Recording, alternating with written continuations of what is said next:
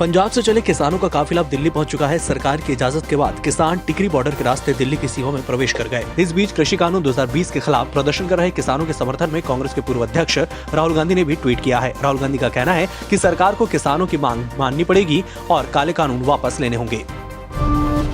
केंद्र के विवादित कृषि कानूनों के खिलाफ चल रहे 2 दिवसीय विरोध प्रदर्शन के बीच एक किसान की सड़क दुर्घटना में मौत हो गई। इसके चलते किसानों का गुस्सा और बढ़ गया। दिल्ली चलो मार्च प्रदर्शन में शामिल हुए पंजाब के मानसा जिले के किसान धाना सिंह को हरियाणा के भिवानी में एक सड़क दुर्घटना में मौत हो गई। अखिल भारतीय किसान संघर्ष समन्वय समिति इस पर गहरा शोक व्यक्त कर रही है और कहा है कि उनका बलिदान बर्बाद नहीं जाएगा।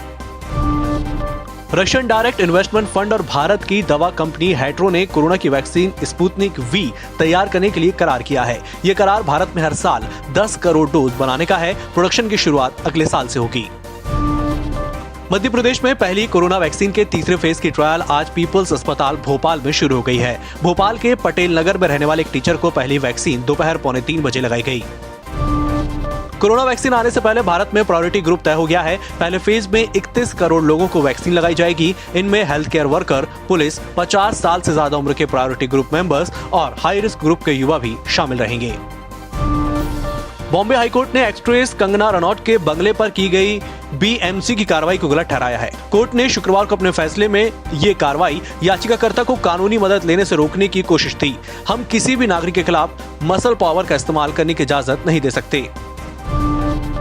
पाकिस्तान लाइन ऑफ कंट्रोल पर लगातार सीज फायर तोड़ा जा रहा है। शुक्रवार को उसमें जम्मू कश्मीर के राजौरी जिले में भारी गोलीबारी की। इसमें भारतीय सेना के 2 जवान शहीद हो गए। रक्षा मंत्रालय ने बताया कि पाकिस्तान की सेना ने आज राजौरी जिले के सुंदरबनी सेक्टर में गोलीबारी की। इसमें सेना के 2 जवान नायक प्रेम बहादुर खत्री और राइफलमैन सुखबीर सिंह गंभीर रूप से घायल हो गए।